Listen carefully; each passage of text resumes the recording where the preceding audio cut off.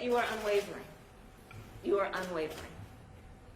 And so I wanted to bring you together in this season to first of all thank you, and by extension all of the leaders and our faith leaders around the country for the work you have done to be part of the strength and the guideposts and the pillars that in this moment of such turbulence have been holding up our ability to retain our faith and retain our sense of hope.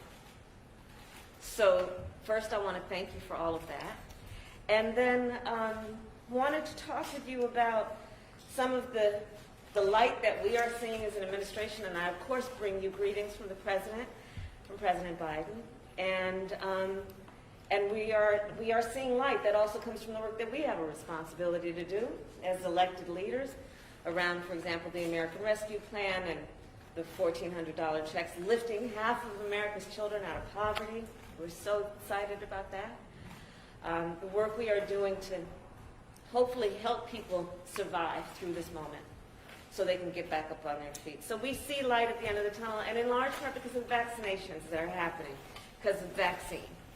And so I want to talk with you about your thoughts about how we can, and you in particular, as our faith-based leaders, can help us to make sure that everyone, when it is their turn, gets a vaccine.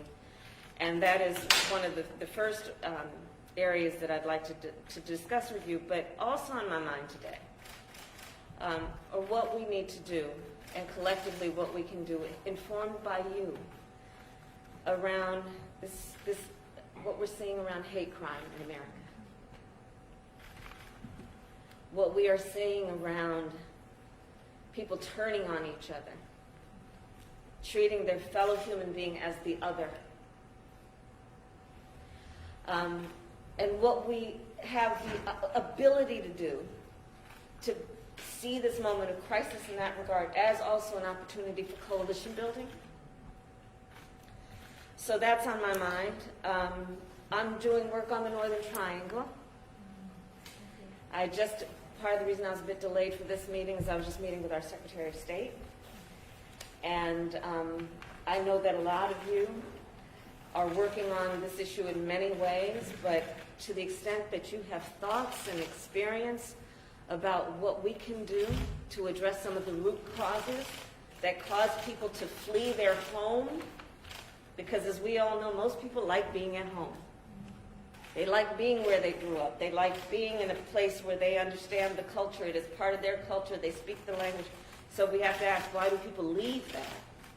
And usually they leave because there is a lack of opportunity or it is just not safe.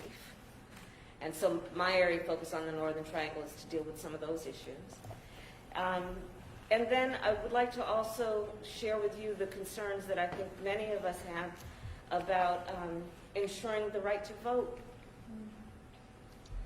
And what we can do to talk with folks and remind them of that vote being an expression of their being. It's about validation in so many ways of one's voice and one's self-determination and one's ability to have some influence on what happens to their lives. And then what happens if we deprive people of that power and that ability to express themselves. So these are some of the things I'm thinking about. We can solve them overnight. I'm being facetious. But I'm so happy to see all of you, and it just does my heart so well. So thank you. I want to shout out to my pastor, Amos Brown, for joining us. And with that, let's begin our conversation. Thank you, Paul.